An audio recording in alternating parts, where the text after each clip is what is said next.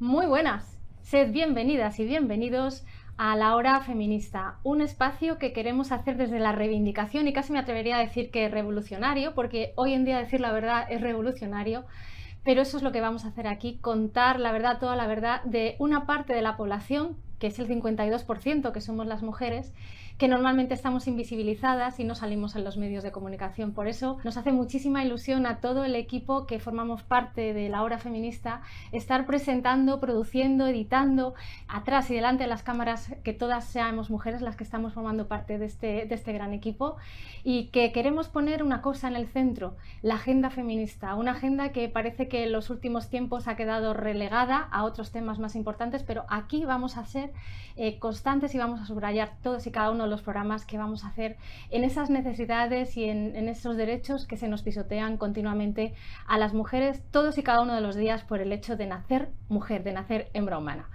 Y en este primer programa queremos tratar un tema que nos toca de ancho y de largo a todas, a las niñas y a las mujeres, es el de la cultura de la violación. Fijaros, una de cada dos mujeres a lo largo de nuestra vida sufriremos al menos un episodio de violencia sexual por el hecho, vuelvo a recalcar, de ser mujeres y de nacer mujeres. Y como aquí nos gusta el gerundio, el hacer las cosas y no solo decirlas y demostrarlas, queremos que pase por este plató de Televisión de Madrid las mejores voces referentes nacionales e internacionales que tenemos para que nos cuenten y nos expliquen cada uno de los temas.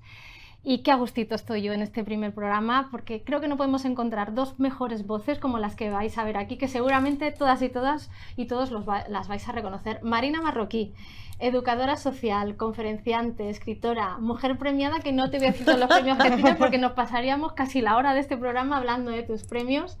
Y además es una mujer que tiene mucho que decir porque está haciendo mucho por este país. Se está recorriendo de norte a sur y de este a oeste, institutos, ayuntamientos, cualquier lugar allá donde la llaman, para sensibilizar contra la violencia machista y sobre todo en el mundo de los jóvenes y de las jóvenes, que tanto se necesita. Bienvenida, espero que estés bien hallada. Sí, muchísimas gracias por invitarme. Es un placer estar en el primer programa de La Hora Feminista. Bueno, pues esperemos que puedas repetir, que yo estoy segura que así será. Y una segunda invitada que merece también un gran honor, Vicky Bendito, periodista, todoterreno y además gran activista por los derechos de las personas con discapacidad. Queremos que este programa también sea un lugar en el que caben todas y cada una de las mujeres que somos y estamos, y las mujeres con discapacidad normalmente no están, y por eso para nosotras era muy importante que Vicky estuviera aquí representando a ese colectivo. Ese sí que es un colectivo, no el de las mujeres, que somos un 52%, pero sí que estuvieras tú aquí en representación de ellas, pero no solo por eso, sino por tú quién eres además también. Vicky, bienvenida. Muchas gracias, muy amable por haberme invitado a este espacio, que espero que tenga un recorrido muy largo. Pues en eso estamos. Vamos a empezar por el principio, y como nos gusta mucho testar no solamente las voces expertas que van a pasar por aquí, sino lo que la gente cuenta y lo que la gente dice y piensa.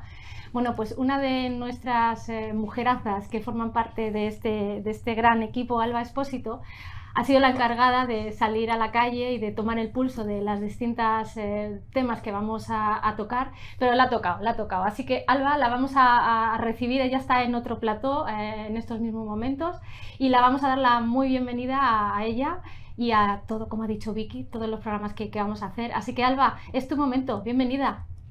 Hola Nuria, Marina, Vicky, ¿qué tal? ¿Cómo estáis? Un placer estar también hoy aquí con vosotras en La Hora Feminista.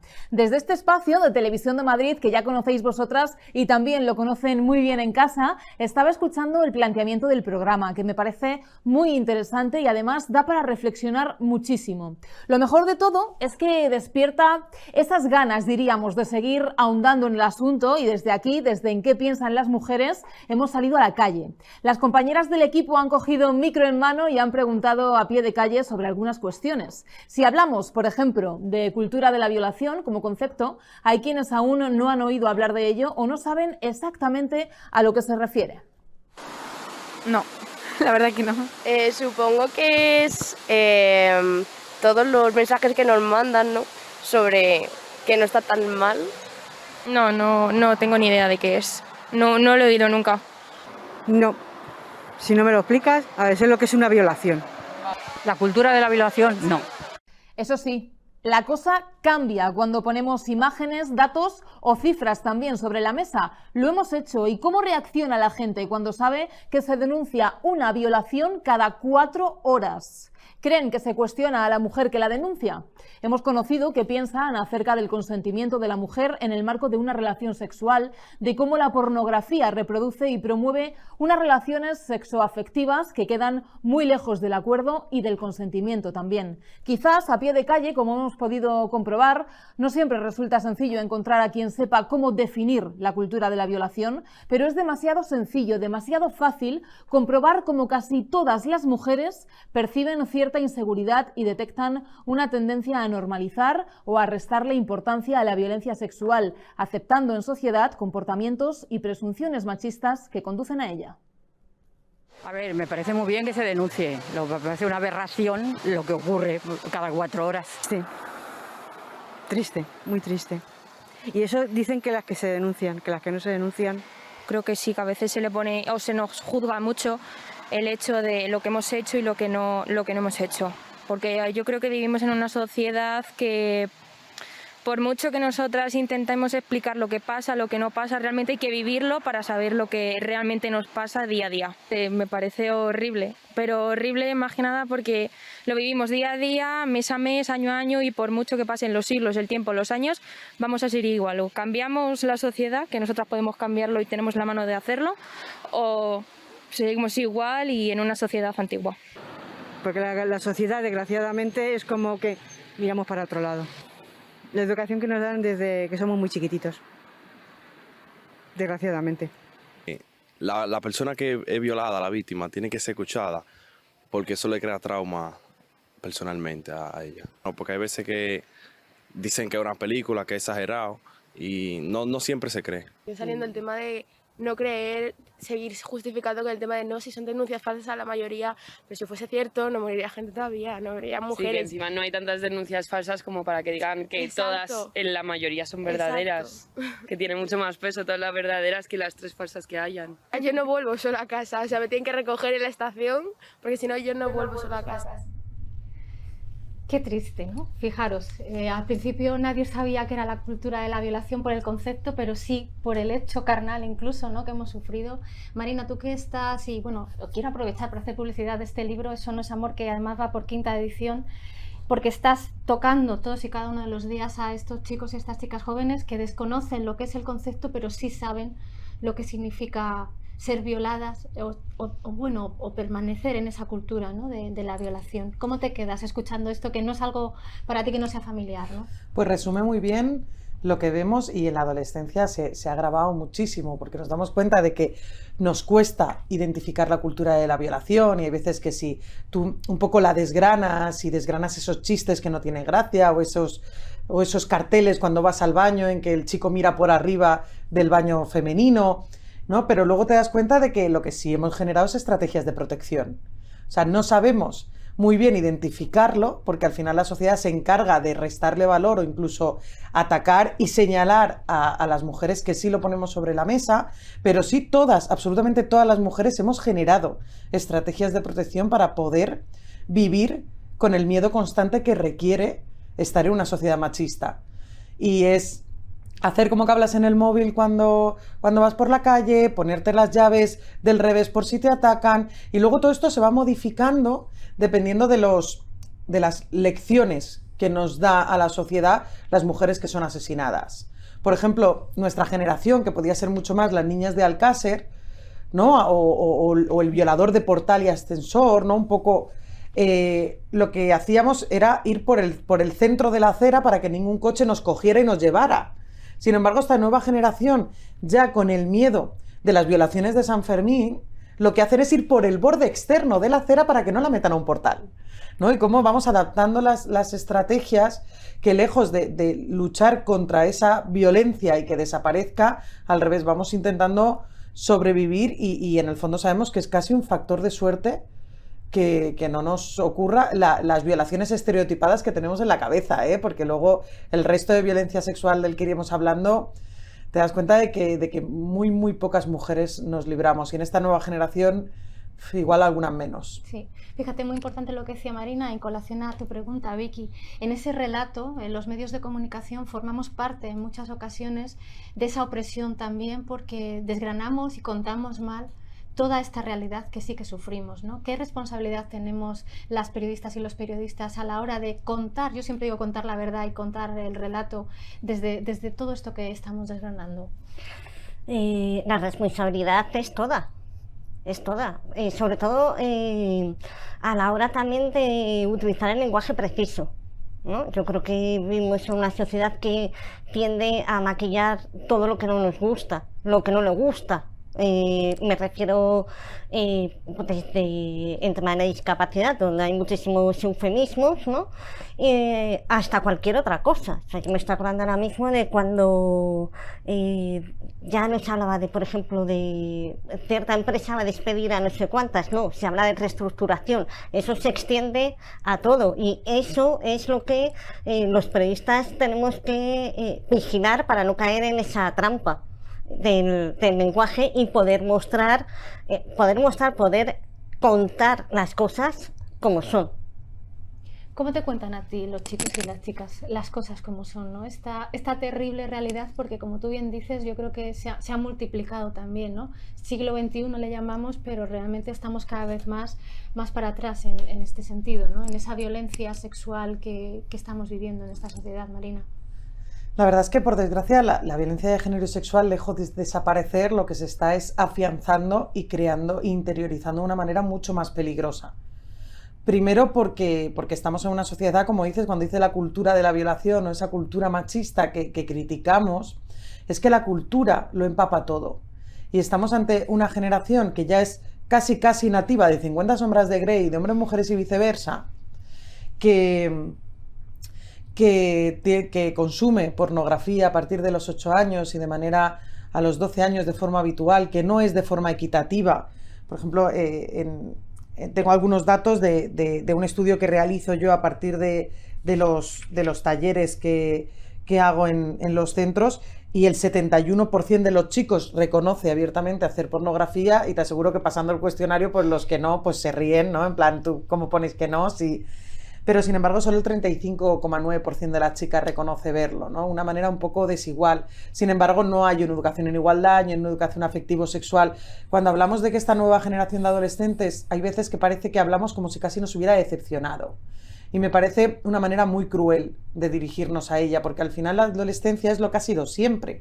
La realidad más cruda y cruel de la sociedad en la que vivimos, sin filtros. Son niños que de repente se les trata como adultos y relatan de una manera totalmente transparente lo que absorbe de su alrededor. Y eso es lo que estamos, lejos de que esta nueva generación lo esté reproduciendo, que es lo que nos duele. Yo la lectura que hago es que lo va a seguir sufriendo, porque al final son ellos y ellas las que sufren esta conducta. Y en los chavales, hombre, te das cuenta de que cuando yo hago los talleres, ¿no? Y a lo mejor relato la violencia sexual que sufrí en la relación de violencia de género, y chicas de 13 años que me dicen: pero bueno, ¿cómo te va a violar si era tu novio?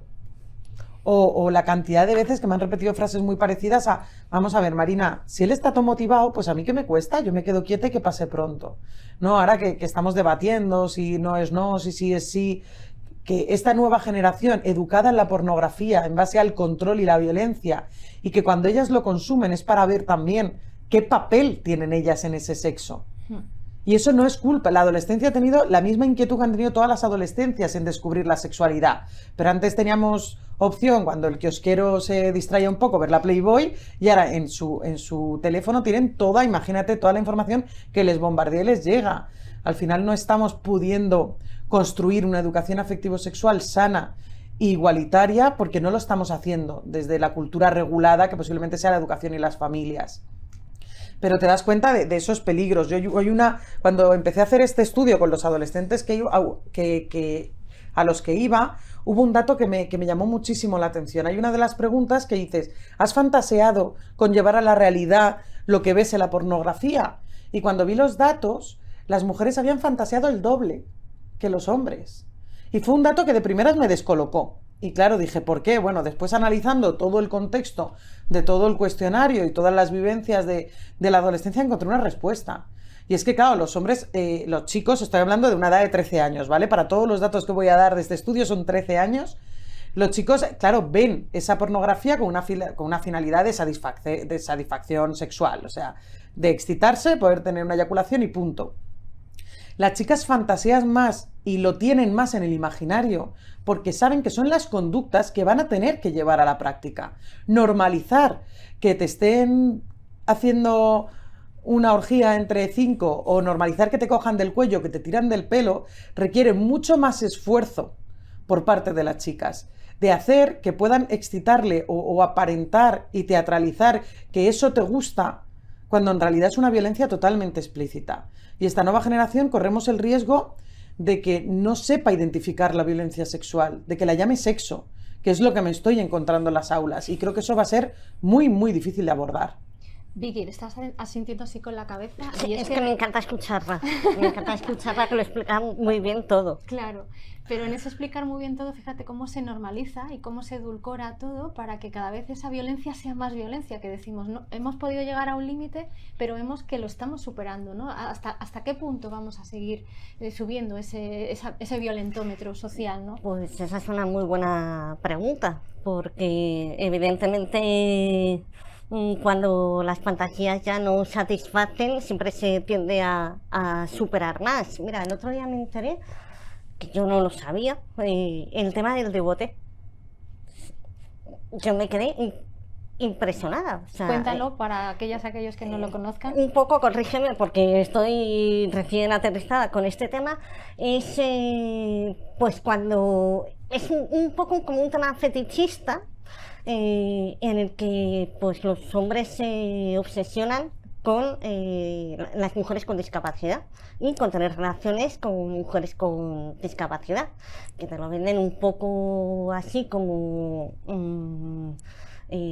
vamos a ser amigos y tal, pero van a lo que van porque lo que les excita es eso. Entonces, pues de ahí un paso más, ¿no? Exactamente, yo creo que la pornografía y en la cultura de la violación ha ido de menos a más. O sea, me estoy acordando ahora, ¿no? Cinematográficamente, cuanto en los años 50 o 60 un beso entre una actriz y un actor era ya lo más.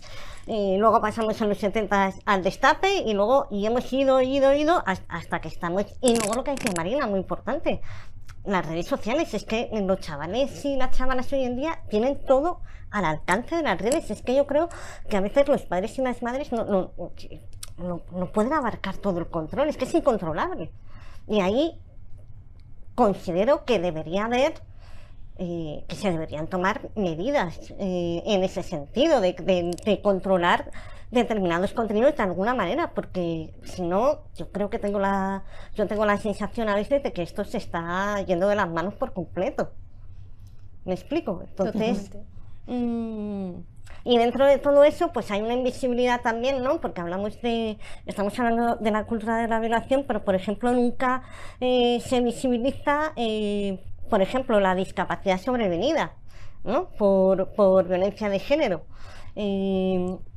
Eso me está acordando ahora de una información que salió que me impactó un montón, de una mujer con discapacidad intelectual que había sido violada al menos en 3 ocasiones por el mismo hombre en el cementerio del pueblo, y que todo el pueblo lo sabía. Y nadie había dicho nada.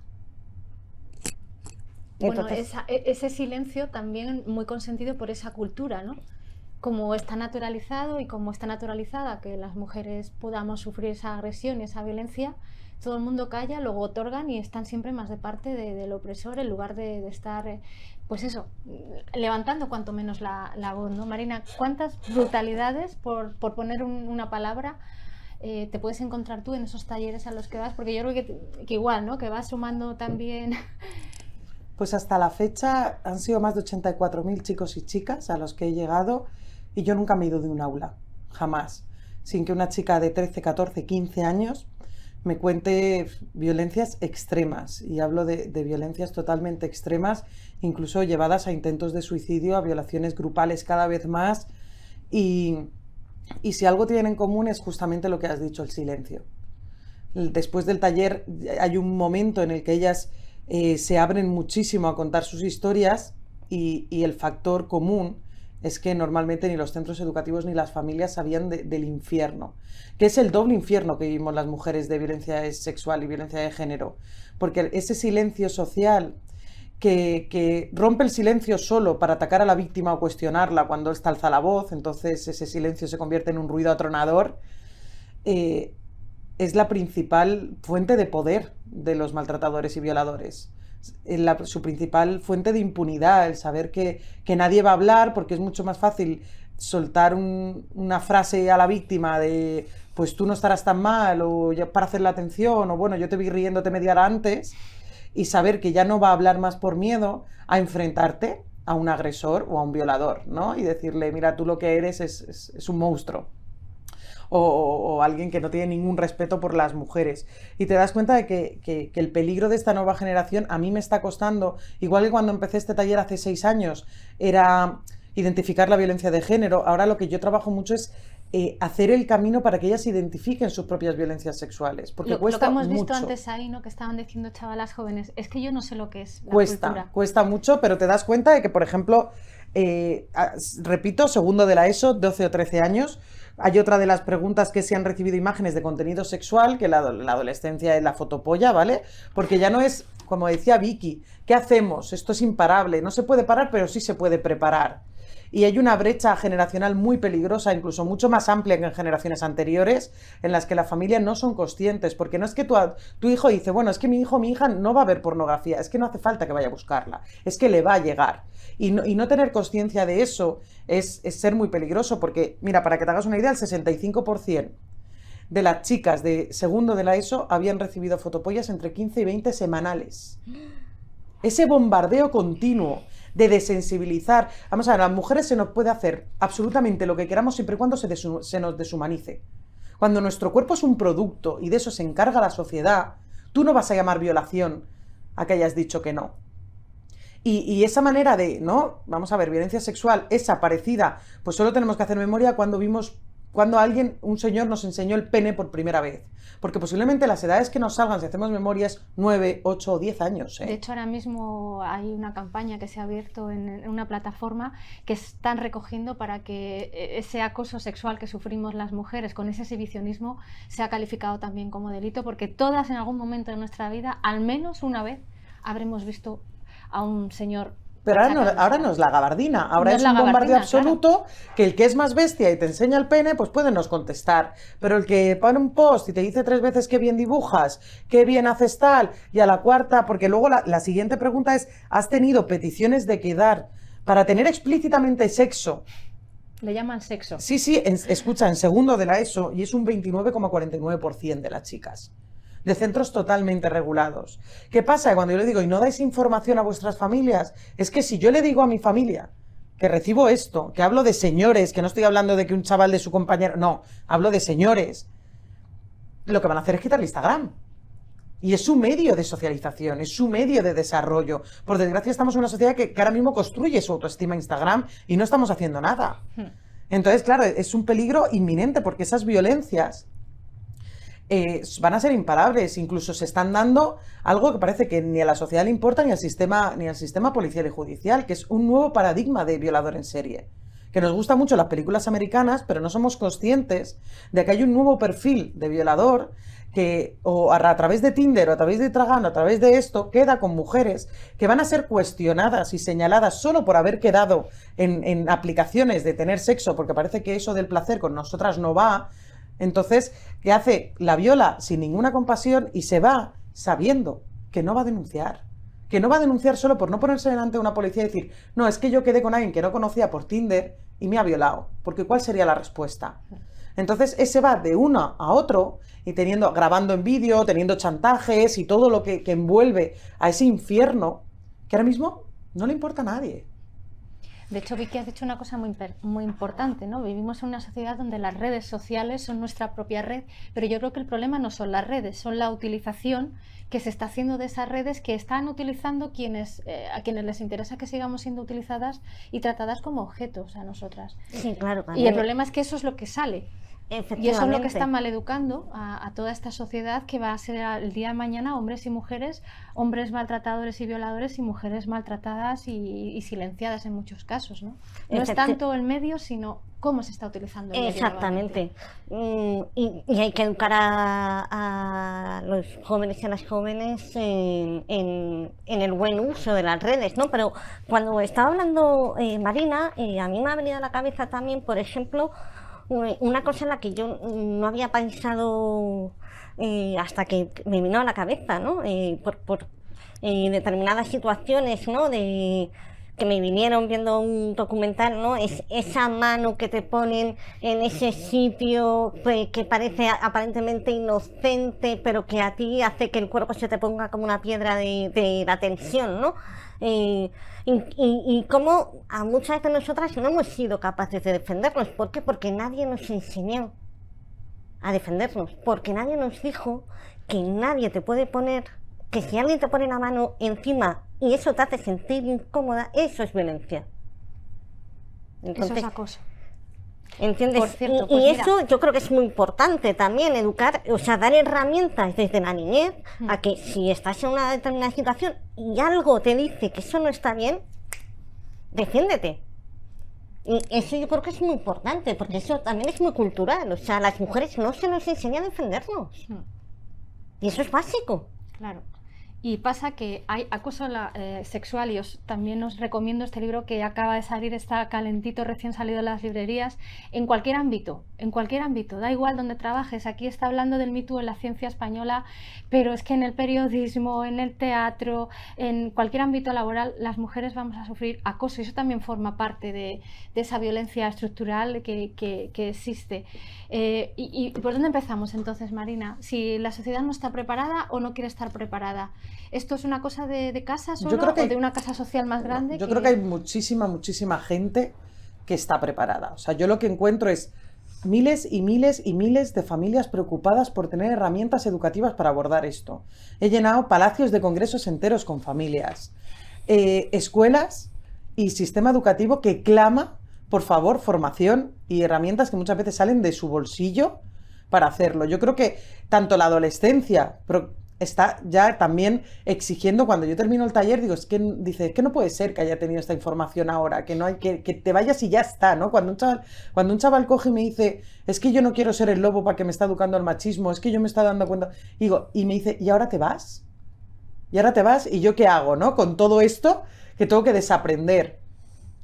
Y te das cuenta de que aquí hay que legislar, para que esa formación sea inamovible y forme parte del gen de esta nueva generación. Sin embargo, no se está legislando por ahí. Sigue sin haber asignaturas, de las facultades siguen sin salir con formación en violencia machista, y es muy importante esta formación. Yo, por ejemplo, es que con los chavales lo veo muy claro. Porque cuando yo termino el taller, o sea, por primera vez parece que sean conscientes del precio que nosotras pagamos por el machismo, de que cuando es su amiga la que llora diciendo que la acorralaron en una discoteca y que no pudo decir nada, o de repente dice, es que yo no, o cuando se acercan y dice, mira, yo te prometo que no soy mala persona, te lo prometo, pero yo si no le cojo del cuello, le pongo 4 patas y le tiro del pelo, no puedo tener una erección. Porque estamos ante una generación que se ha construido su deseo sexual, que eso es una construcción social en base a la pornografía, a violencia totalmente explícita y vejatoria. Cuando tienen que enfrentarse a las caricias o a los besos, no pueden. No saben. Y yo, claro, como formadora, yo cuando veo pues la manada de San Fermín, de Pamplona, de Callosa, de Manrasa, de la Arandina, y defienden con esa fe, es que yo soy buena persona, y vemos que plazas enteras de pueblos enteros se llenan protegiendo a los violadores, digo, como sociedad, ¿qué pasa? ¿Qué está pasando? Y posiblemente pasa a que no podemos correr el riesgo como sociedad de generar una nueva generación de hombres buenos que utilizan la violencia en el sexo porque es su única forma de excitarse. Yo creo que eso es un peligro, que es cambiar también el paradigma de violador de ascensor ¿no? De ascensor y portal, ¿no? Ese politoxicómano que te cogía con una jeringuilla o que posiblemente fuera de nuestros 90 o de nuestra generación un poco más. Ahora ha cambiado totalmente y creo que no nos podemos permitir. Es importante a nivel educativo, a nivel legislativo, y luego es muy duro y muy difícil, y es algo que yo nunca pediría a las víctimas de manera explícita. Pero alzar la voz nos salva a nosotras y salva a muchísimas mujeres.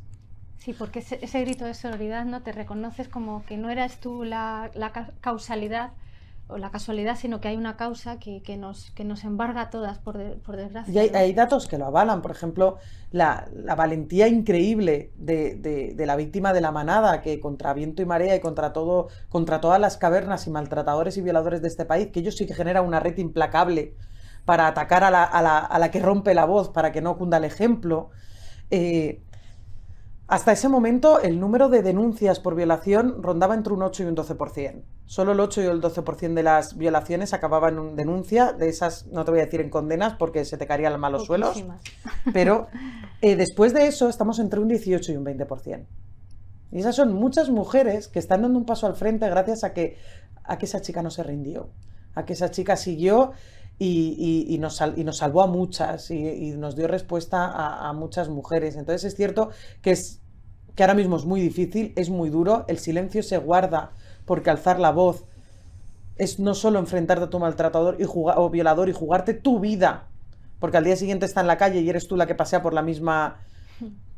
Pero creo que esta red que estamos generando y estos movimientos consiguen que entre nosotras nos sintamos un poquito más seguras. Y luego lo que también has dicho tú, o sea, el caso que acabas de comentar, no solo la valentía de ella, ¿no?, sino el respaldo que obtuvo también tan inmenso por parte de muchísimas mujeres, que eso, por ejemplo, en el caso de, no me acuerdo ahora el nombre, seguro que tú te acuerdas, el documental este que apareció, que era... Nevenka Fernández. ¿Nevenka estuvo sola? Y sigue estando sola 20 años después. Esa es la cultura, ¿no? Y en una época en la que eso estaba más que interiorizado, que un tío te tocara el culo y, por supuesto, la víctima siempre tenía la culpa. O sea, hemos evolucionado, ¿no?, en el sentido de ese respaldo. Yo creo que ahora ya no se empieza a no dudar tanto, a no cuestionar tanto a la víctima. Y eso es un trabajo... Yo creo que sobre todo nosotras, movimiento como el Me Too, el Cuéntalo, el Hermana Yo Sí Te Creo, han generado una red al final de darnos cuenta de que todas esas violencias nos han atravesado a prácticamente todas de una manera o de otra, ¿no? Pero también te estoy diciendo que la situación política actual y que ahora mismo la ultraderecha esté sentada en un escaño mientras nega la violencia de género, violencia sexual, y que se permitan ayuntamientos enteros negar la existencia de las mujeres asesinadas, maltratadas y violadas, es el contraataque a ese nuestro movimiento. O sea, hemos llenado las calles, hemos dicho que estamos aquí, que se acabó. ¿Que estamos hartas? Que estamos hartas, y de repente ha habido todo un sector que dice, pues no va a ser tan fácil como crees. Porque que una de cada dos sufra violencia sexual, algún tipo de violencia sexual, o que una de cada tres sufra violencia de género, significa que hay uno de cada dos, uno de cada tres que agrede o maltrata. Y esos son muchos votos, ¿eh? Y la coartada que tienen y la impunidad que tienen en este país sigue siendo prácticamente absoluta. Sí, total. Yo creo que a las mujeres, fijaros, se nos sigue pidiendo que cerremos nosotras las piernas en lugar que ellos se suban las braguetas. Es decir, consentidoras natas, ¿no? Y estamos alzando la voz y estamos diciendo que no vamos a permitir ni una mujer más. O sea, no queremos ninguna mujer, ninguna niña que sufra, ¿no? Y aquí tenemos también casos, no solamente de estos violadores y estos maltratadores con los que nos podamos encontrar en los círculos cercanos, que son muchos, sino también otra cultura de la violación que permite otros, bueno, pues digamos maltratadores, acosadores, muy conocidos en la sociedad, pero también muy amparados y muy aplaudidos, aun a pesar de que cuando se sabe que han cometido agresiones sexuales, que han violado, que han acosado, han seguido aplaudidos y llenando auditorios o vendiendo libros o demás.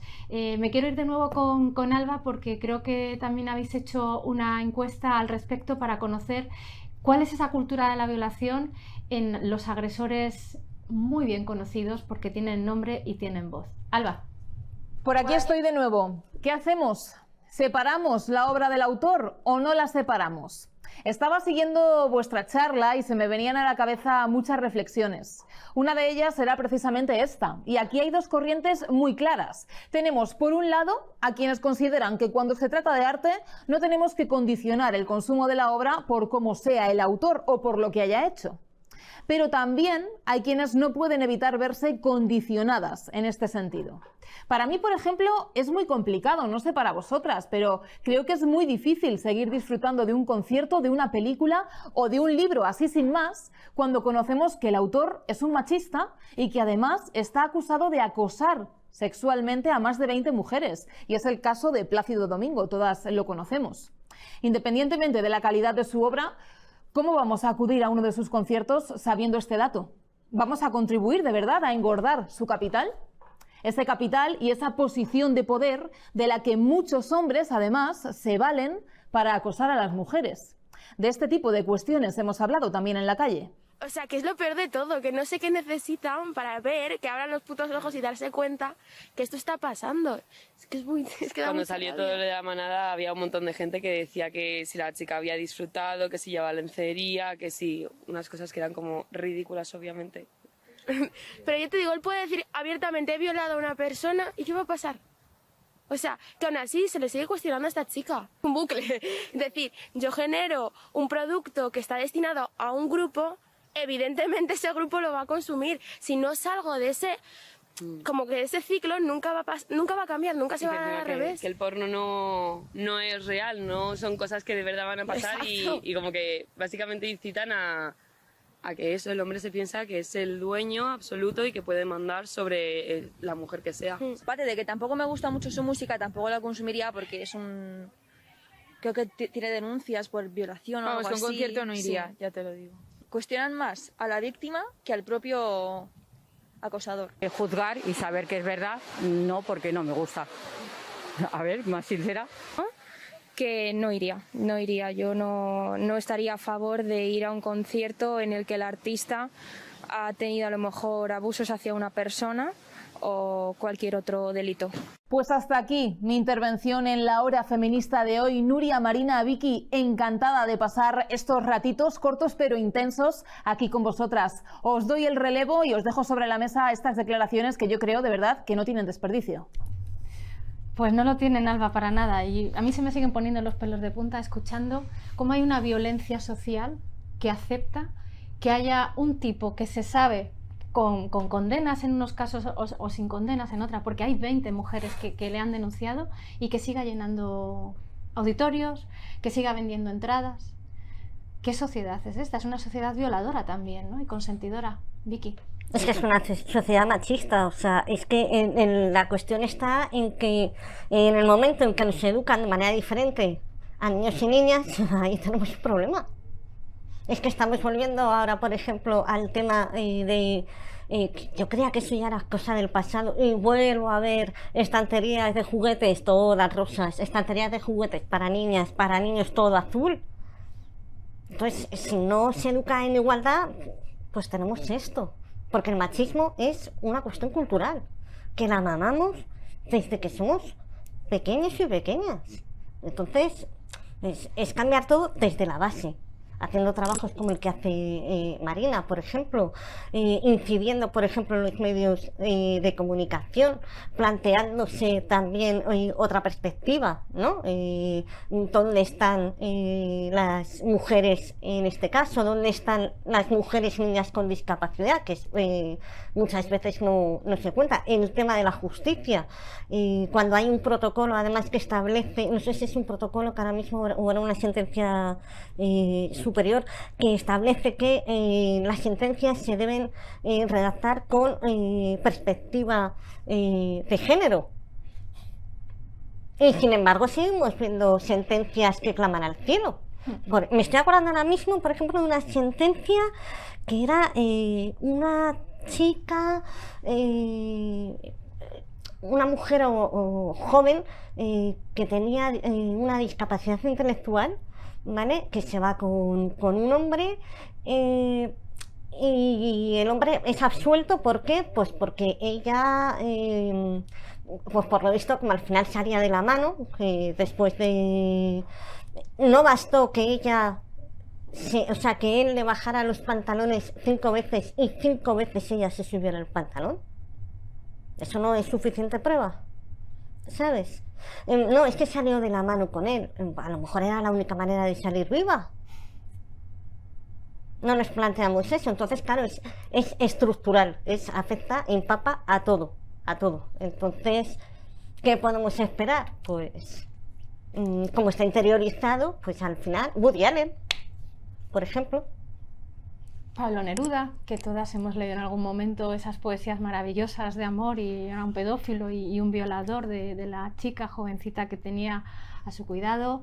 Bueno, pues tenemos casos como Maradona, ¿no? Aclamado mundialmente por todo tipo de sectores de izquierdas o de derechas, porque aquí el patriarcado no conoce de bando cuando aclaman la muerte de un violador y un maltratador, con sentencia y confirmado, y como cuando vivía en Cuba, bueno, pues utilizaba a niñas menores de edad para esos juegos sexuales por los que tenía él que jugar. O sea, Oscar Pistorius también. Pistorius, ¿no? Que en los medios de comunicación, cuando salió, cómo se narraba esa historia de celos, ¿no? Es decir, un atleta además paralímpico, admirado y tal, y él por lo menos fue condenado. Sí, al menos. Marina, ¿cómo hacemos? A mí, ¿Cómo hacemos para que no se separe al hombre? A mí me fascina, tengo que reconocer que me fascina la capacidad de que da igual lo que haga un hombre, da igual en los límites que llegue, que todo es perdonable única y exclusivamente porque pidan perdón. Y se pide perdón ya en el último, ¿no? Cuando escuchamos a Plácido Domingo pedir perdón, cuando primero habían dicho que estaban locas, que era para aprovecharse de su fama, y cuando ya era tan incuestionable todo ese relato, entonces dijo, bueno, pues a lo mejor, bueno, pidió perdón de puntilla, pero... Como el rey. Claro, sí, pero te das cuenta de que a gusto se tiene que ir por la vida, pudiendo hacer lo que quieras, que simplemente con pedir perdón tenemos las mujeres la obligación moral de perdonar. Porque como decía Vicky, se nos educa básicamente a nosotras en dos conceptos: ser bonitas y ser buenas. Y ser buenas, no, es como, yo ya he roto mi dignidad masculina pidiendo perdón. ¿Qué más quieres de mí? ¿No? Y eso llega a que, por ejemplo, 2000 cascos azules de la ONU violasen a mujeres y niñas durante años, y de repente, bueno, he perdido perdón públicamente. Oye, ¿en serio? Claro, es que imagínate, cuando hablamos de impunidad, es también esa impunidad social. Es que llevo 20 años abusando de cada mujer que quería triunfar en la ópera porque sabe que pasa por mí o no triunfa en ningún sitio. Es que, claro, estamos hablando de que los maltratadores y los violadores no disfrutan únicamente con el sexo, con el maltrato, disfrutan con el poder y el control. Y en esas áreas donde el poder y el control se vuelve absoluto, es cuando no sé, 20 años de abusos con un perdón, ya está. ¿Cómo no va a seguir haciendo, cómo va a ir su vida por...? Claro, estamos en una sociedad en que a los hombres se le perdona todo y a las mujeres no se nos pasa ni una. Porque aunque fueras una empresaria de éxito, tienes, vamos, como tengas un amante o se te ve una foto tuya con media teta en redes, olvídate de tu vida profesional, ¿no? Y ahí, claro, esa presión absoluta de no poder cometer un error, pero sin embargo tener que perdonarlos todos. Ese perdón que hemos visto también recientemente con Uprenda, negativamente, por supuesto, lo estamos viendo, como además se aprovechan de todo ese pequeño aprovechamiento que pueden sacar para ellos, ¿no? Que si tienen que pedir perdón con la boquita pequeña la piden, y como además socialmente a cierto sector político le parece normal y natural, y pone de nuevo y revictimiza nuevamente a una mujer que ha sido fuerte, que ha sido valiente, pero les parece muy bien ese perdón, ¿no? Cuando en realidad lo único que quieren es un beneficio penitenciario. Más allá de eso, se me abren las carnes, no sé a vosotras qué os pasa por el cuerpo. A mí me recorre la rebeldía y las ganas de no sé qué pensar en muchos momentos, ¿no? Es que claro que el perdón no es suficiente, yo estoy de acuerdo, y con lo que ha dicho Marina estoy totalmente de acuerdo, pero es que a mí lo que se me pasa por la cabeza, pues es que a lo mejor no es muy políticamente correcto, quiero decir, es que el daño es tan grande que ¿cómo lo reparas? ¿Me explico? Es que la cárcel no es suficiente. Entonces, habría que buscar... Pero los programas reeducativos sí, y estamos en un sistema penitenciario que no obliga a pasar programas de rehabilitación a violadores o maltratadores. O sea, quiero decir que un cambio en el sistema penitenciario para que fuera de verdad la reeducación y la reinserción sería un buen primer paso. la reeducación y luego algún tipo de reparación para con la víctima. Y lo que tú dices es que pedir perdón no es suficiente.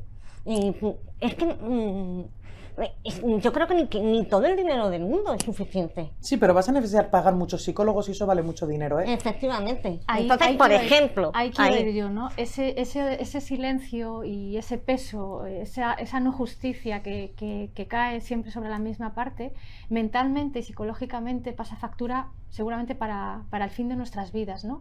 Y eso no se cuantifica, pero lo que dices tú, ¿no? Al final también las víctimas lo tienen que pagar privadamente y en silencio, y ese peso duele. Ahora que tanto se habla de la salud mental. Salud mental, ¿no? Y bueno, al final, sinceramente, creo que el sistema sanitario sería el único que podría soportar la cantidad de violencia de género y sexual que hay en este país. O sea, con profesionales que tuvieran acceso todas las mujeres, porque yo sufrí violencia de género y es mucho más difícil superarla que vivirla.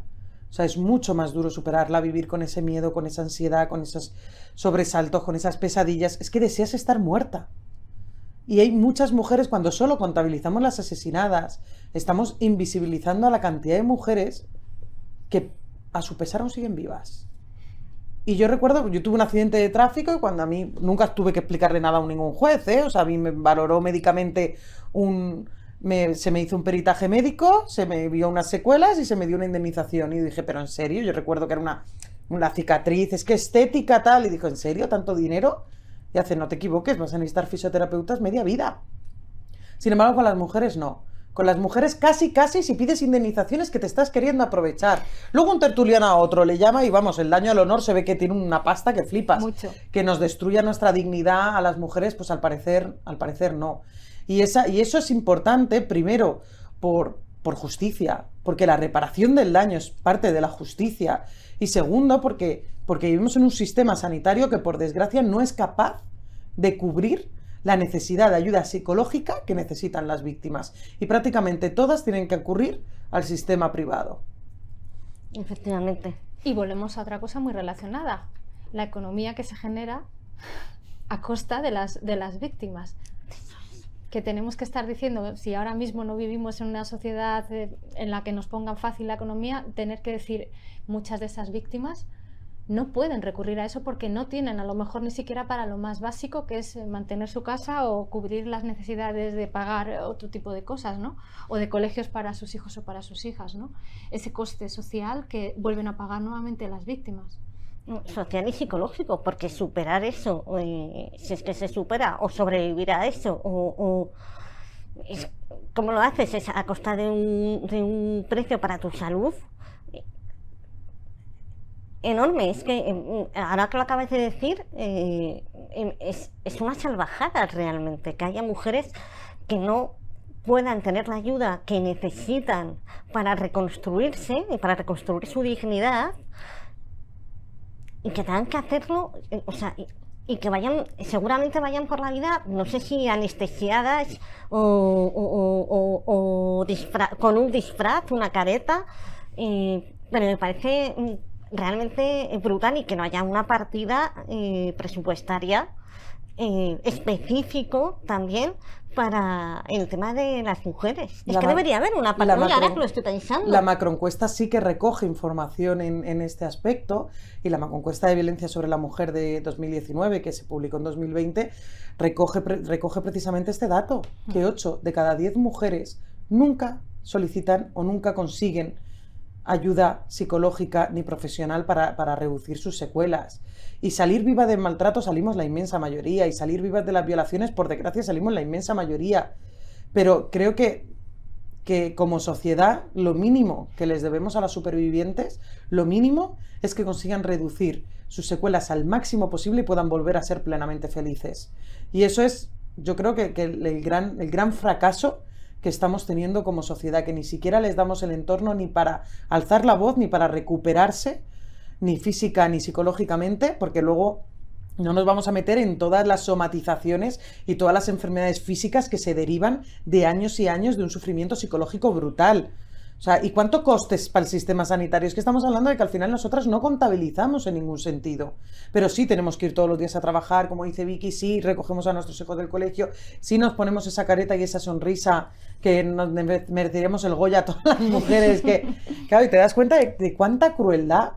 Yo recuerdo una vez que un par de años o 3 después entré a un restaurante y te digo que no llegué a ver a mi maltratador porque en la mesa había 3 amigos suyos, había más gente y del ataque de ansiedad caí y cuando me sacaron mi familia me dijo, pero Marina, supéralo ya. Como si fuera tan fácil, ¿eh? Claro, y de repente esa culpa de decir, ostras, ¿por qué no lo supero? ¿Por qué me sigue dando un ataque de ansiedad? ¿Por qué? Y cuando digo, ostras, si me hubieran violado, esa estereotipada, esa violación que nadie puede justificar, ¿no? Me hubieran violado en un descampado y el tío después fuera al panadero, no me hubieran dicho, pues hombre, sé muy fuerte y entra por el pan y míralo a la cara. Sin embargo, vivimos en una sociedad que nos está obligando a eso. Y obligar a eso significa crear un estrés postraumático gravísimo. Y cuando dicen cómo se demuestra, a mí hay muchísimas mujeres que dicen que no denuncio, es que cómo se demuestra. Es que hay escalas aceptadas mundialmente para determinar el síndrome de mujer maltratada, el estrés postraumático derivado de violencia de género, de violencia sexual, totalmente verificadas, con muchísimos estudios detrás, que son escalas que podría pasar el sistema judicial y darles el valor que merecen. Pero sin embargo eso no pasa. Y no es porque no haya herramientas, es porque estamos en un sistema judicial que eso no lo valora con la importancia que requiere. Estamos en un sistema judicial donde los jueces ven jolgorio en una violación. Y no pasa nada. Estamos en una sociedad donde el 99,6% en esa encuesta a la que antes te referías tú, de los violadores y de los maltratadores son hombres, pero todavía se siguen rompiendo las camisas los señores diciendo que ellos no son violadores. Estamos en una sociedad que nos viola de palabra y de obra y tenemos que seguir calladas. Estamos en una sociedad en la que se niega el propio machismo. O sea, resulta que aquí nadie es machista hasta que te lo haces ver. O sea, yo no me di cuenta de que era machista hasta que no me puse las gafas moradas. ¿Por qué? Porque es cultural. Entonces, mientras eso, que es tan evidente, lo siga negando la mitad de la sociedad, porque sigue con la venda puesta, pues vamos a seguir, yo creo que igual. Es que es muy complicado. Aunque yo no pierdo la esperanza, yo creo que podemos ir, o sea, que vamos evolucionando en el sentido de que cada vez se habla más y que cada vez se visibiliza más. Obviamente, cuanto más se visibilice, perdón, mayores y más fuertes van a ser los ataques. Marina, ¿estás así asintiendo con la cabeza? Sí, es que tiene toda la razón. Al final, creo que esa nueva palabra, ¿no? Esa sororidad que es la que identifica a lo mejor esta cuarta ola del feminismo, es esa red de por supuesto va a haber gente que no te crea, porque te van a seguir cuestionando, porque cuando yo intento animar y que la víctima sea capaz de relatar los hechos de una manera más o menos objetiva para que pueda haber una denuncia y se haga mínimamente justicia, se lo tengo que decir con esa crueldad. Posiblemente no te comprenda de todo el sistema policial, el sistema judicial, primero porque no se le da ninguna formación específica real, y hablo de real, y te lo digo porque formo parte como docente tanto del sistema policial como de fiscalía, y estamos hablando de formaciones de 2-3 semanas o a nivel judicial 16 horas online. Estamos hablando de una formación real con el peso que requiere, porque tienes que saber qué secuelas tiene la víctima, cómo hablarle, cómo sacar toda la información posible. O sea, es muy complejo. Sin embargo, eso no se da. Pero lo que sí tienen que tener claro las víctimas es que por cada persona que no le crea, va a haber 10 que sí.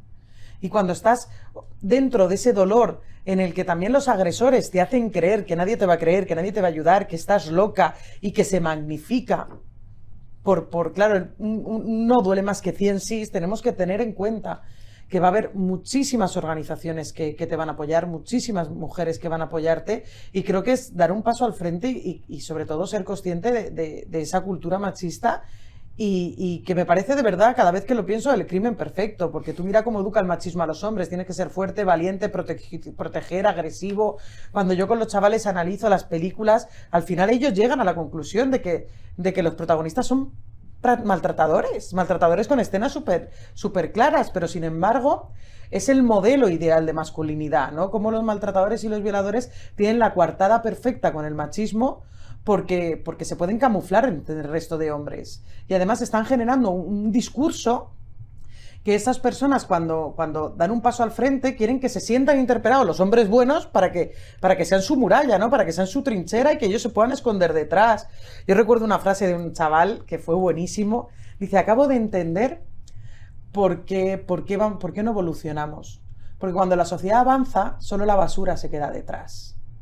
Bueno. Y me pareció una frase para un chaval de 13 años aplastante y dije, es que tienes muchísima razón. Ese miedo a avanzar es porque entonces quedará detrás. Por eso creo que es importante esta nueva masculinidad que se intenta por lo menos ser crítica con su machismo y despojar de ese todopoderoso y de ese, ¿no?, pánico al fracaso con el que educan a todos los hombres y se permiten fracasar y llorar y ser dulces y cariñosos y fuertes y rompen con eso, porque entonces estarán haciendo muchísimo, muchísimo. Yo creo que ahí te preguntan y son debates que salen, ¿no? Hombres que enseguida les tenemos que hacer todas la ola porque se autocuestionan un pelín.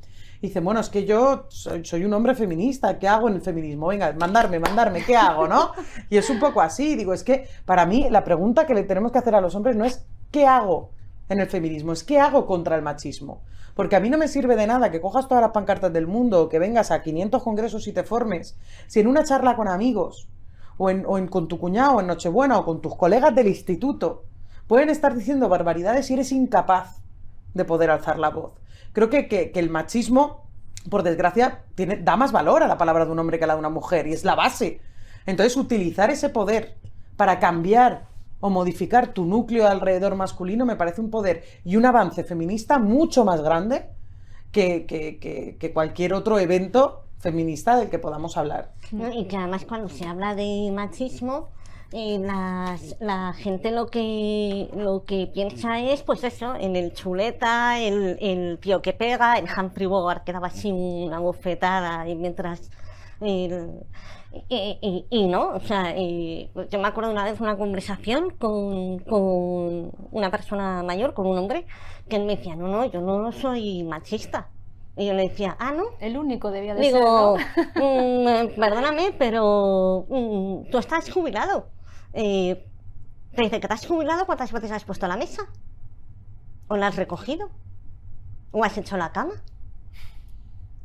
Eso es machismo.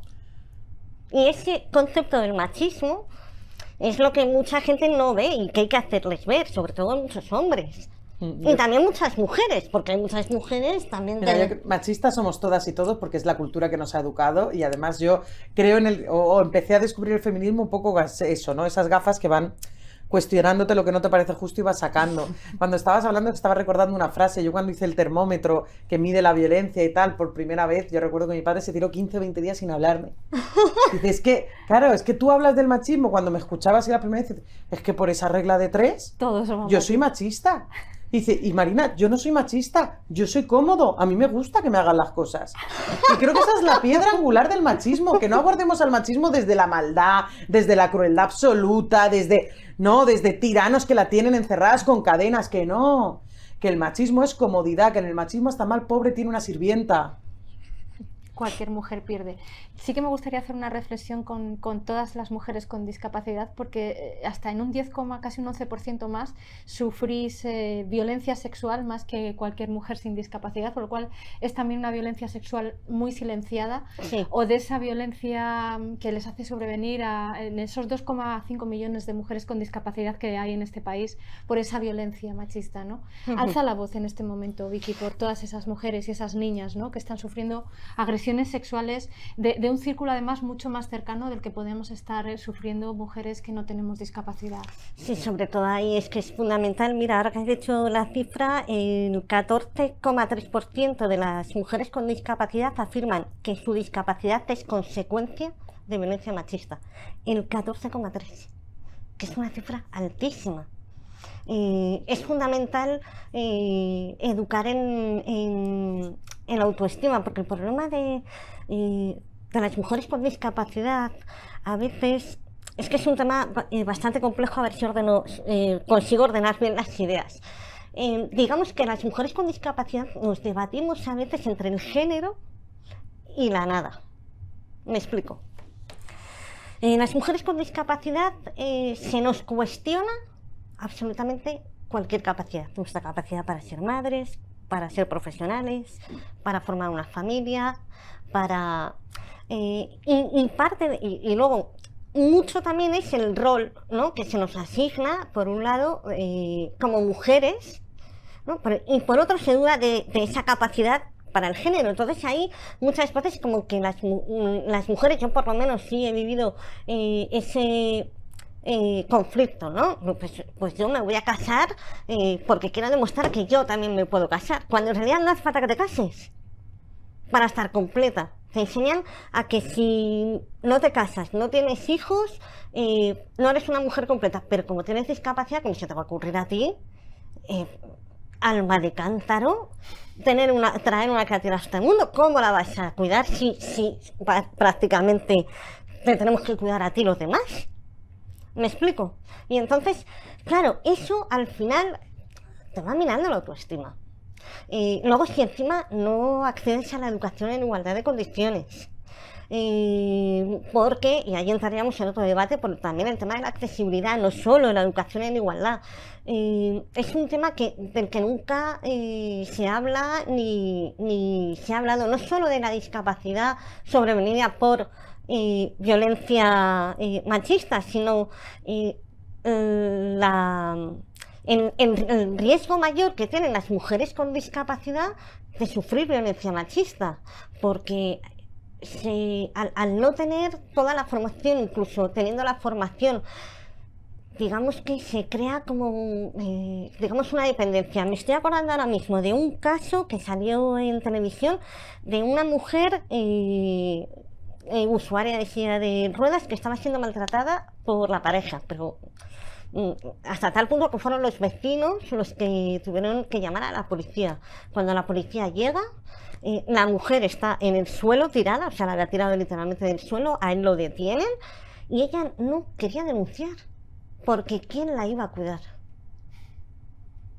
Qué tristeza. ¿Entiendes? Y esa es una realidad que no se ve.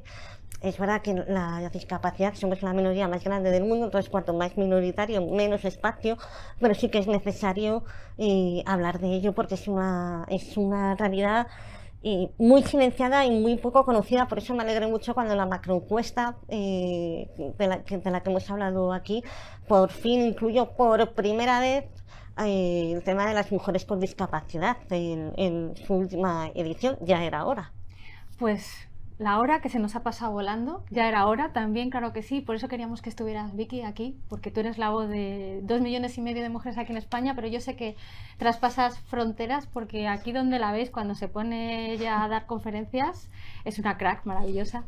Espero que haya quedado un poco más claro que la cultura de la violación no es algo inventado, es algo fundamentado no solo por los datos, sino por el testimonio que damos todas y cada una de nosotras en este día a día. Marina Marroquí, un placer como siempre escucharte y aprender de ella, porque cada vez que habla nos muestra pues esa radiografía, ¿no?, que necesitamos para que podamos cambiar, ¿no? Si no vemos lo que hay, no podemos cambiar la realidad que hay.